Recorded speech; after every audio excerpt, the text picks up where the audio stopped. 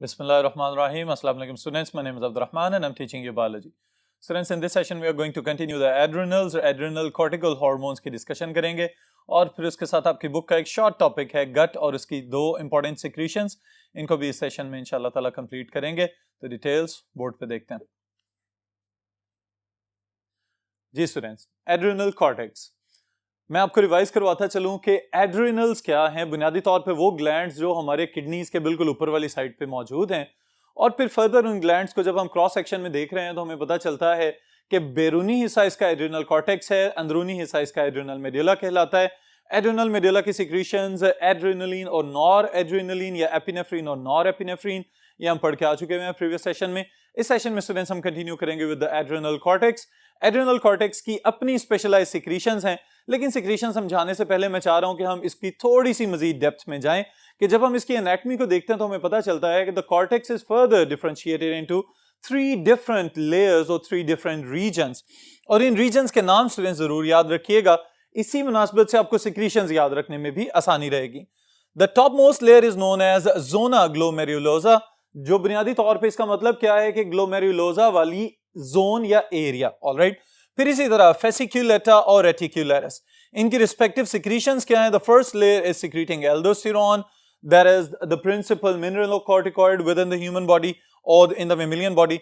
फेसिक्यूलेटा releases cortisol, that is the principal glucocorticoid, और इसके साथ ही साथ कॉर्टिकोस्टेरोन प्रोड्यूस हो रहा है थोड़ी मिकदार के अंदर. और फिर reticularis is producing androgens which are related to the genders or the sexes. All right, इसी वजह से हम इसको एंड्रो का नाम दे रहे हैं कि ये एंड्रोजन हार्मोन्स हैं. All right students, अब स्टूडेंट्स ये बात समझने वाली है कि जब एड्रिनल कॉर्टेक्स की हम बात करते हैं तो आप एक चीज पढ़ के आ चुके हुए हैं एडिनो हाइपोफिसिस जब हम पढ़ रहे थे, यानी कि आपकी anterior lobe of the pituitary. तो उसके अंदर एक सिक्रीशन हमने पढ़ी एड्रिनोकॉर्टिकोट्रॉफिक हार्मोन. एड्रिनोकॉर्टिकोट्रॉफिक हार्मोन जब इसका नाम हम देखते हैं तो समझ के पढ़ा जाए तो एड्रिनोकॉर्टिको, तो इसका मतलब क्या है कि this part of the pituitary is directly related to the releasing factors that will promote the secretion of the adrenal cortex. और एड्रिनल कॉर्टेक्स की जो सिक्रीशंस हैं अभी मैंने आपको बताई हैं, they can be glucocorticoids as well as they can be mineralocorticoids. ये क्या होते हैं इनकी डिटेल भी अभी देखते हैं. और उसके साथ ही साथ एंड्रोजेंस पैदा हो रहे हैं. तो बुनियादी तौर पे आप इस पूरे टॉपिक के अंदर 4 मेजर सिक्रीशंस याद रखेंगे.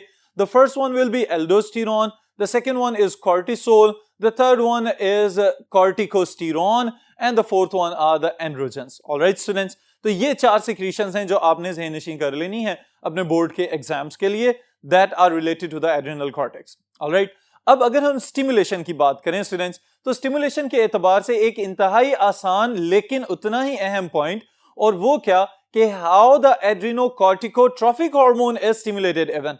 तो इसके लिए ये बात याद रखें, any type of stress within the human body. Alright, specially अगर आपको बहुत ज्यादा भूख लग रही है या आपको बहुत ज्यादा एनर्जी की कमी बॉडी के अंदर फील हो रही है या आपको बहुत ज्यादा सर्दी लग रही है इवन, तो इन तमाम कंडीशंस को हम कहेंगे these are the stress situations for the human body. या ये भी पॉसिबल है कि खुदा न खास्ता कोई इन्फेक्शन हो चुका हो जिसकी वजह से बॉडी अपने आप को नॉर्मल फील ना कर पा रही हो, तो उस सूरत में फौरी तौर पे हाइपोथैलेमस डिटेक्शन करेगा और हाइपोथैलेमस फिर अपने रिलीजिंग फैक्टर्स भेजेगा एडिनो हाइपोफिसिस के पास और एंटीरियर पिट्यूटरी को कहेगा कि now it is the time to produce adrenocorticotrophic hormone. और फिर ये एड्रिनोकॉर्टिकोट्रोपिन्स ब्लड के साथ मिक्स होकर ट्रेवल करके आएंगे टुवर्ड्स द एड्रिनल कॉर्टेक्स और एड्रिनल कॉर्टेक्स को फिर कहेंगे कि now you may produce your own secretions, जिनमें से हम ग्लूकोकॉर्टिकॉइड्स और मिनरलोकॉर्टिकॉइड्स को वन बाय वन अभी डिस्कस करेंगे. ऑलराइट, तो इसको याद किस तरह से रखेंगे स्टूडेंट्स आप कि how it is stimulated. Adrenal cortex की बात हो रही है.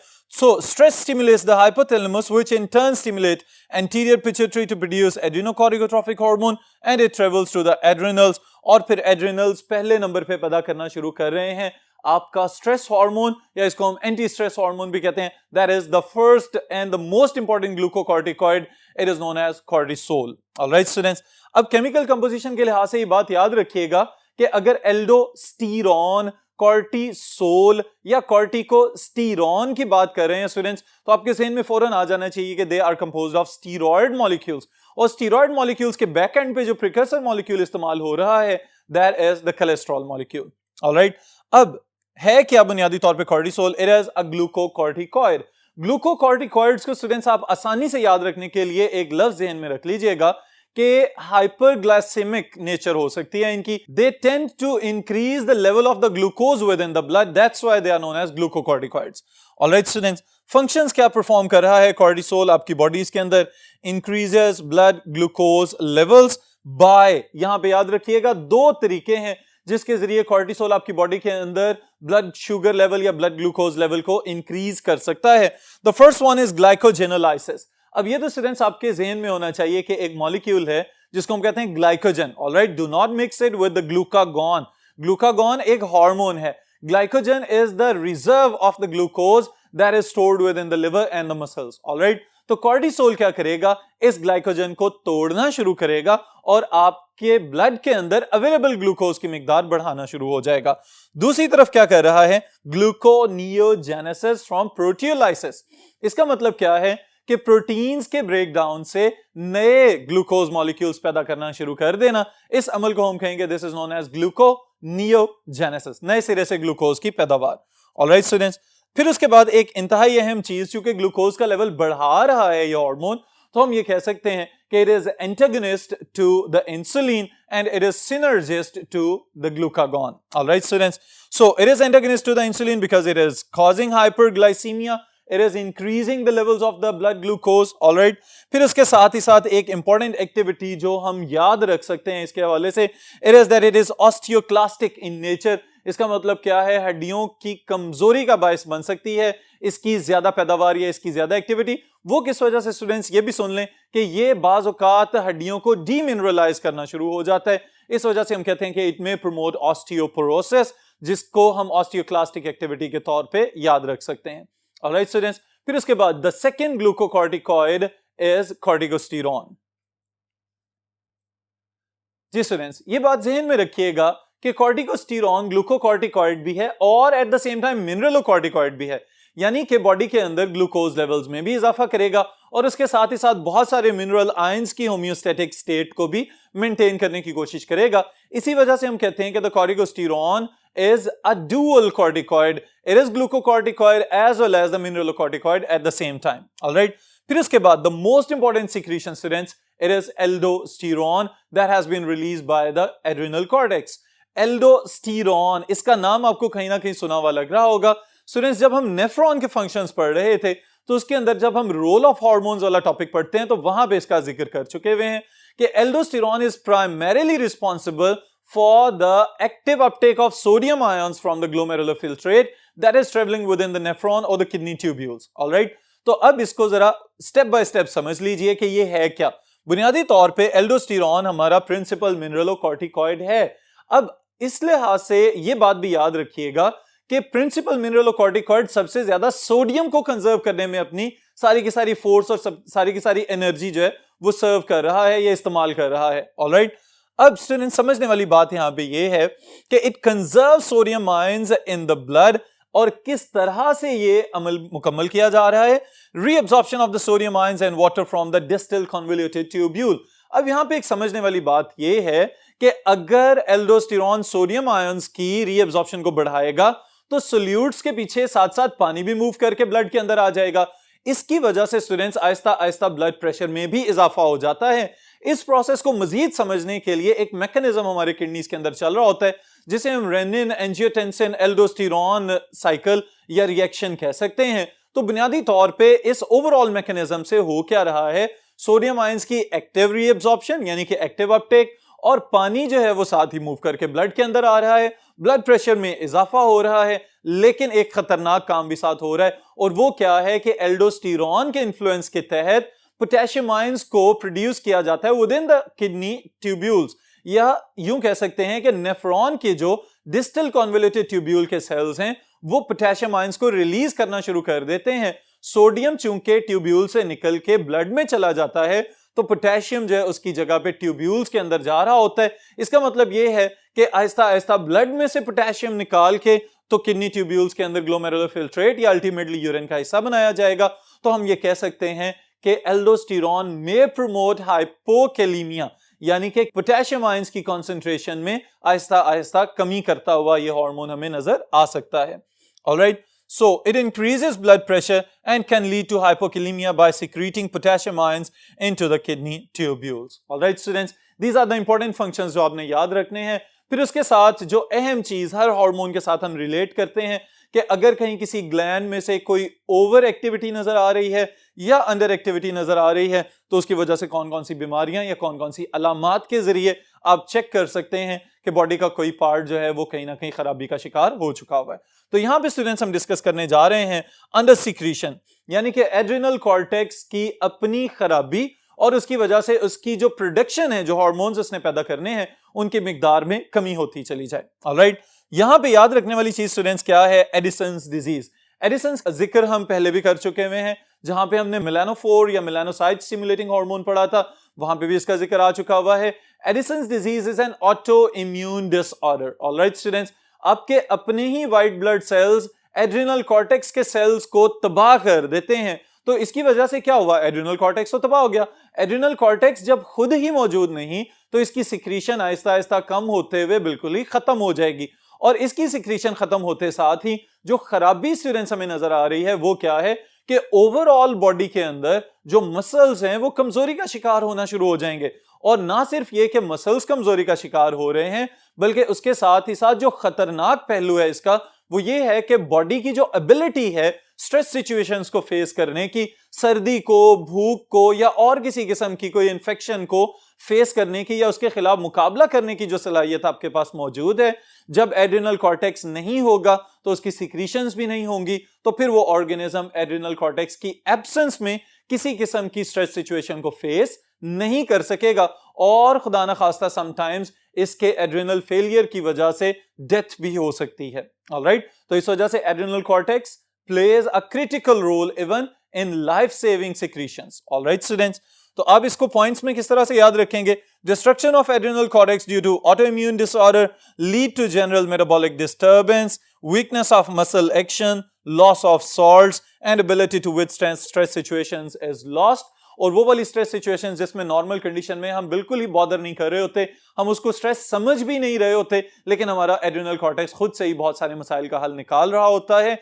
अगर खुदा न खास्ता इसकी सिक्रीशंस नहीं होंगी तो बॉडी ओवरऑल, बॉडी का मेटाबॉलिक सिस्टम, बॉडी की जो स्ट्रेस को फेस करने की एबिलिटी है वो नहीं रहेगी, काम सही नहीं होगा, बॉडी कोलैप्स कर जाएगी और अल्टीमेटली डेथ पॉसिबल है. Alright students, so this is when adrenal secretions are absent. और अगर कहीं ओवर एक्टिविटी होती नजर आ रही है तो उस केस में आप याद रखेंगे कुशन्स सिंड्रोम या Cushing's disease.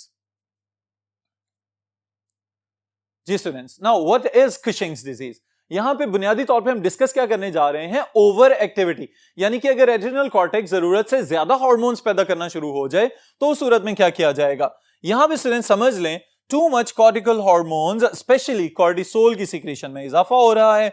Excessive protein break down resulting muscular and bone weakness. इसका मतलब क्या है कि कॉर्टिसोल की ओवर सिक्रीशन का डायरेक्ट इफेक्ट किसके ऊपर हो रहा है? प्रोटीन ब्रेकडाउन के ऊपर और बोन रिजॉर्प्शन के ऊपर. और फिर क्या होगा? High blood sugar. यहां पे ये बात याद रखें, इसको हम नॉर्मल डायबिटीज से अलहदा करने के लिए एड्रिनल डायबिटीज का नाम दे सकते हैं कि अगर कॉर्टिसोल की ओवर एक्टिविटी की वजह से, क्योंकि आगाज में हमने क्या कहा था इसको कि इट इज ग्लूकोकॉर्टिकॉइड, तो इसका मतलब है कि ये ग्लूकोज की कंसंट्रेशन में इजाफा कर रहा है. तो यहां पे स्टूडेंट समझने वाली बात यह है कि अगर एड्रिनल खराबी की वजह से बॉडी के अंदर ग्लूकोज लेवल्स बढ़ रहे हैं तो हम इसको एड्रिनल डायबिटीज का नाम दे सकते हैं, just to distinguish it from the other diabetes. Alright students, फिर उसके बाद last secretion of the adrenal cortex जो आपके सिलेबस का हिस्सा है, दीज आर एंड्रोजेंस. एंड्रोजेंस का स्टूडेंट्स बुनियादी तौर पे ये समझने वाला नुक्ता है कि ये सिक्रीट तो मेल्स और फीमेल्स दोनों में हो रहे होते हैं. ऑलराइट, लेकिन ज्यादा क्रिटिकल रोल ये प्ले कर रहे हैं विद इन द मेल्स. और मेल्स के अंदर इंपॉर्टेंस इनकी कहां पे है? स्पेशली जहां पे सेकेंडरी मेल कैरेक्टरिस्टिक्स अपीयर होना शुरू होते हैं, यानी कि जैसे ही मेल बॉडी प्यूबर्टी की जानिब जाना शुरू होती है, आप बालिग होना शुरू होते हैं, तो फौरी तौर पे आवाज का भारी हो जाना और फिर उसके साथ ही साथ बॉडी के डिफरेंट रीजन्स के ऊपर हेयर ग्रोथ का बढ़ जाना, ये वाली एक्टिविटीज जो है एंड्रोजेंस रेगुलेट कर रहे हैं. लेकिन एट द सेम टाइम अगर ये देखा जाए कि ह्यूमन बॉडीज के अंदर अगर एड्रिनल कॉर्टेक्स के इनर साइड पे कहीं किसी गड़बड़ की वजह से, किसी म्यूटेशन की वजह से ट्यूमर बन जाए तो उस सूरत में एड्रिनल कॉर्टिकल सेल्स जरूरत से ज्यादा एंड्रोजन्स बनाना शुरू कर देंगे। अगर जरूरत से ज्यादा एंड्रोजन्स पैदा हो, specially in case of females, तो फिर क्या होगा, दे मे डेवलप फेशियल हेयर्स। और इस तरह की फीमेल्स हमारी सोसाइटी में बाज़ औक़ात नजर आ रही होती हैं कि जिनकी कहीं ना कहीं किसी मेटाबॉलिक डिस्टर्बेंस की वजह से या किसी ना किसी हार्मोनल डिस्टर्बेंस की वजह से चिन के ऊपर या यहाँ पे जॉ लाइन के साथ साथ एक्स्ट्राऑर्डिनरी हेयर ग्रोथ ऑब्जर्व की जा सकती है। So this is due to over secretion of androgens in females. Alright students, तो ये सारे के सारे इंपॉर्टेंट पॉइंट्स आप याद रखेंगे एड्रिनल कॉर्टेक्स के हवाले से। इसके साथ स्टूडेंट्स मैं मिला रहा हूं आपकी गट की सिक्रीशंस। इंपॉर्टेंट शॉर्ट क्वेश्चन बन सकता है कि what is the secretion of the gut, या इस तरह से पूछा जा सकता है differentiate between the activity of secretin and gastrin. तो इस चीज को हम चैप्टर नंबर 12 के अंदर पार्ट 1 में पहले पढ़ के आ चुके हुए हैं, लेकिन यहां पे बस इसको टू द पॉइंट डिस्कस करेंगे ताकि आपको मेन पॉइंट्स याद रहें और इनकी एक्टिविटी याद रखने में आसानी हो। जी स्टूडेंट्स, नाउ गट बुनियादी तौर पे है क्या, हमारा डाइजेस्टिव सिस्टम। अब कुछ किताबों में यह भी लिखा हुआ है कि 30 से ज्यादा हिस्से हैं आपके डाइजेस्टिव सिस्टम के कि जो एंडोक्राइन सिक्रीशंस पैदा करने की सलाहियत रखते हैं, लेकिन हम उनमें से सिर्फ ये दो मेन सिक्रीशंस की बात करेंगे students. The first one is gastrin. Alright, अब जो गैस्ट्रिन है इसके नाम से आप इसको याद रखें कि it is related to your stomach. Alright, और फिर स्टमक का जो आखिरी हिस्सा है जिसे हम पाइलोरिक रीजन कहते हैं या एंट्रम भी कुछ किताबों में इसका नाम है, वहां पे स्पेशलाइज्ड सेल्स मौजूद होते हैं, that are known as G cells. ये जी सेल्स पैदा करते हैं गैस्ट्रिन। ऑलराइट, और गैस्ट्रिन की स्टिमुलेशन कहां से आ रही है स्टूडेंट्स, उस पार्शियली डाइजेस्टेड प्रोटीन फूड से जो पहले से आपके मैदे के अंदर मौजूद है, और फिर ये क्या करेगा, गैस्ट्रिक जूस की पैदावार को बढ़ाएगा। आपको याद होना चाहिए कि गैस्ट्रिक जूस के अंदर दो मेजर सिक्रीशंस हैं स्टूडेंट्स, एक आपका HCl, ऑलराइट, और दूसरा आपका पेप्सिनोजन, जिसको बाद में पेप्सिन में कन्वर्ट कर लिया जाता है, और फिर इसकी मदद से प्रोटीन्स की पार्शियल डाइजेशन को कंप्लीट किया जाता है with in the stomach. Alright, तो आप इसको जब पॉइंट्स में याद रखना चाहें तो किस तरह से लिखेंगे students, gastrin is produced by mucosa of the pyloric region of the stomach, stimulate gastric juice production and produced under influence of partially digested protein food. और ये बात भी याद रखिएगा कि आमतौर पे हम मुकम्मल हाजमे का जिम्मेदार स्टमक को ठहरा देते हैं। Stomach is only responsible for partial digestion of proteins, यानी कि प्रोटीन्स की डाइजेशन कर रहा है और वो भी मुकम्मल नहीं हो रही। Alright students, then the second secretion is secretin. अब सिक्रीटिन स्टूडेंट्स एक ऐसा हार्मोन जो आपकी स्मॉल इंटेस्टाइन की लाइनिंग से पैदा हो रहा है from specialised cells known as S cells. S cells ही सिक्रीटिन को पैदा कर रहे हैं। जैसे ही आपके पाइलोरिक स्फिंक्टर्स थोड़े से डायलेट होते हैं या रिलैक्स होते हैं, तो वो सेमी या पार्शियली डाइजेस्टेड फूड जो सेमी सॉलिड फॉर्म में हमें नजर आ रहा है कायम की शक्ल में, ड्यूडेनम की वॉल को टच करेगा, और ड्यूडेनम की वॉल को जैसे ही ये टच करेगा तो फौरन सिक्रीटिन एक्टिवेट हो जाएगा, रिलीज कर दिया जाएगा। और इसकी सिक्रीशन का बुनियादी मकसद क्या है कि एक तरफ से तो ये पेंक्रियाज को जाके स्टिमुलेट करता है कि पेंक्रियाज फौरी तौर पे पेंक्रियाटिक जूस बनाना शुरू कर दे जिसके अंदर बहुत सारी एंजाइमेटिक सिक्रीशंस मौजूद हैं, और तो और चूंकि एसिडिक फूड आ रहा है तो ये साथ ही लिवर के अंदर मौजूद आपके गाल ब्लैडर को भी एक्टिवेट करता है कि वो बाइल जूस पैदा करे और उस एसिडिटी को न्यूट्रलाइज किया जा सके। और फिर उसके बाद ड्यूडेनम के अंदर digestion of different types of food, digestion of proteins, fats and other carbohydrates, इसको मुकम्मल किया जा सके। Alright students, so secretin is produced from duodenum, stimulate pancreatic and bile juice production, released when acid food touches the lining of the duodenum. That's all for this session. Inshallah next session में next topic के साथ मुलाकात होगी।